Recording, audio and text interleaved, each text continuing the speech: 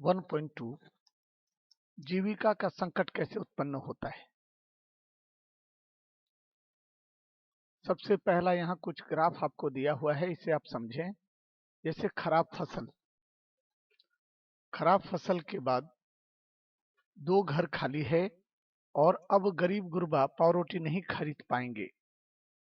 उसके बाद फिर से 2 घर खाली हैं और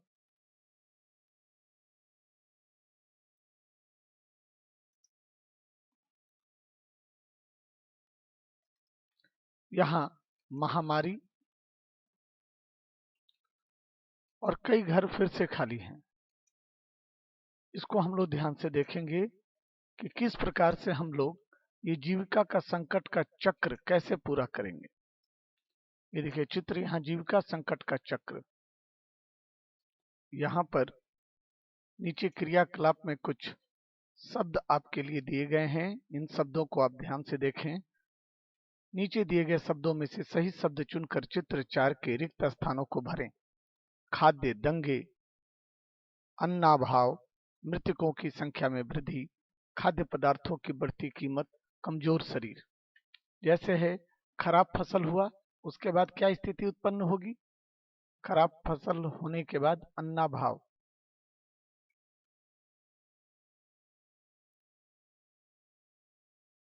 क्या होगा, अन्नाभाव।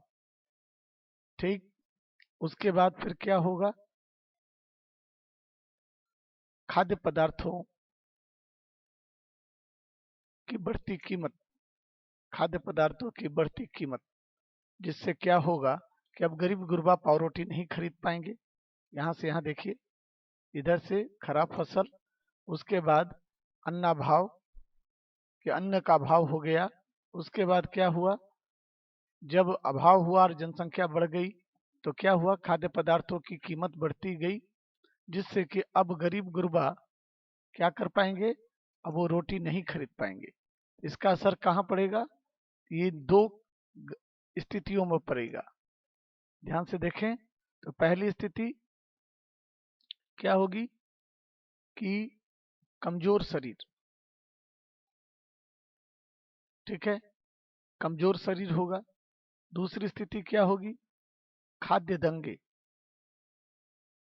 दंगे होगी, माने खाने के लिए लूटपाट होगा। जैसा कि आगे चलकर हम लोग देखेंगे कि इस किताब में ही एक जगह देखने को मिलेगा कि महिलाओं ने पाव रोटी जहां बिकती थी बेकरी पर, लाइन में लगकर पाव रोटियां खरीदती थी। इसके लिए भी उन्होंने आंदोलन किया कि हमें इन सब चीजों से भी आजादी चाहिए। और अंततः उन्होंने क्या किया कि उन्होंने एक बेकरी पर धावा बोला और धावा बोलकर सारे पाव रोटी लूट लिए। अब यहाँ इन स्थितियों के बाद क्या स्थिति आती है, इनके बाद स्थिति आती है कि महामारी हुआ। निश्चित रूप से महामारी होगी, क्योंकि शरीर कमजोर होगा, दंगे होंगे, शरीर कमजोरी होगा तो महामारी उत्पन्न होगी और उससे शरीर नहीं उसे स्वीकार कर पाएगा, तो अंत में क्या होगा, मृतकों की संख्या में वृद्धि, मृतकों की संख्या में वृद्धि। इस प्रकार से आप इस चार्ट को तैयार करेंगे और इससे पूरे फ्रांस के जीविका संकट से उत्पन्न होने वाली सभी समस्याओं को आप चित्रित और चिन्हित कर सकेंगे। 1.3 उभरते मध्य वर्ग ने विशेषाधिकारों के अंत की कल्पना की। यहाँ ध्यान देंगे कि उभरते मध्य वर्ग ने विशेषाधिकारों के अंत की कल्पना की। तो यहाँ 2-3 बिंदु आते हैं। सबसे पहले इसे समझेंगे कि उभरते मध्य वर्ग कौन थे। अभी तक हम लोगों ने इसके बारे में तो नहीं पढ़ा।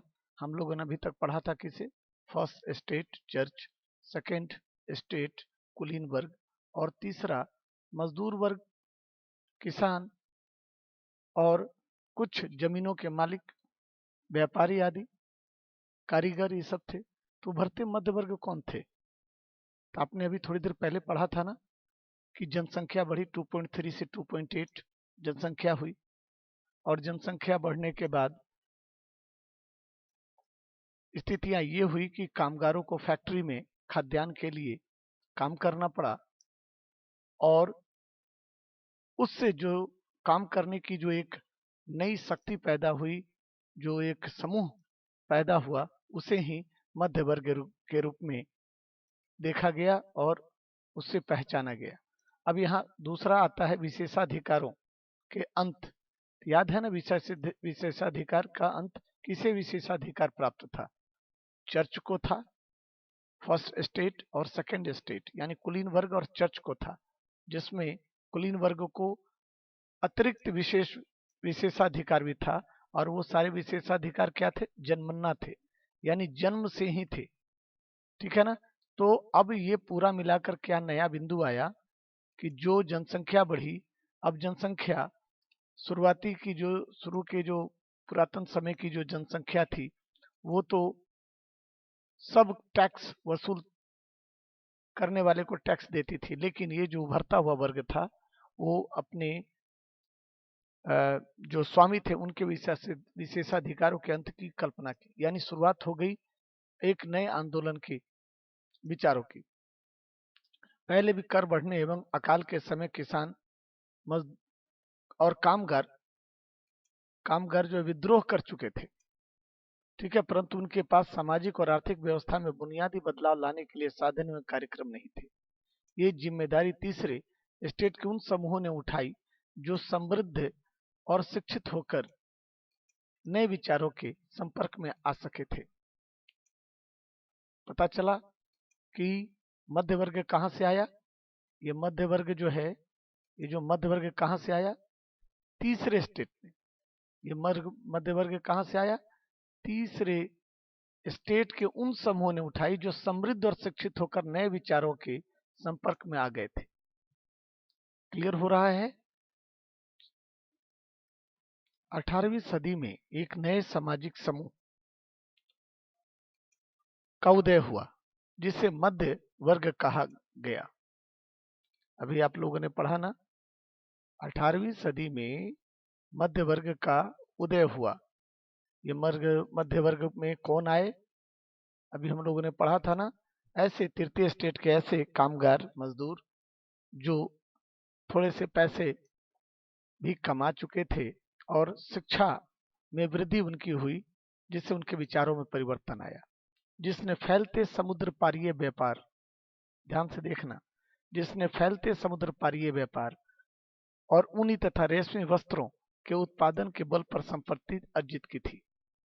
समुद्र पारीय व्यापार यानी समुद्र के माध्यम से एक देश से दूसरे देश, यूरोप तो द्वीपीय देश था, एक देश से दूसरे देश में क्या बेचते थे? ऊनी और रेशमी वस्त्र। इसका भी प्रभाव भारत पर भी पड़ा था, आगे चलकर हम लोग पढ़ेंगे कि कैसे पड़ा था। ठीक है, ऊनी और रेशमी वस्त्रों का, कपड़ों का निर्यात किया जाता था या समाज के समृद्ध लोग ही उसे खरीद लेते थे।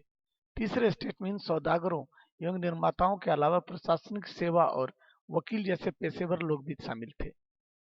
बढ़ रहा है मध्य वर्ग के लोगों की संख्या और उनकी श्रेणियां बढ़ रही है। ये सभी पढ़े लिखे थे और इनका मानना था कि समाज के किसी भी समूह के पास जन्मना विशेषाधिकार नहीं होने चाहिए। ध्यान रखिए, एक नई ये जो विचार जो जन्मा इस फ्रांस की क्रांति से, जो पूरे दुनिया के जितने भी सामंती व्यवस्था और राजतंत्र था, सबकी जड़ें हिला दिया और लोकतंत्र की बहाली का यह बीजारोपण था।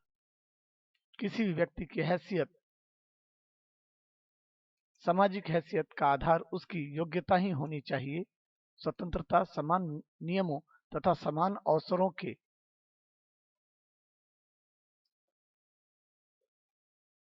विचार पर आधारित समाज की यह परिकल्पना जॉन लॉक और ज्यां जाक रूसो जैसे दार्शनिकों ने प्रस्तुत की।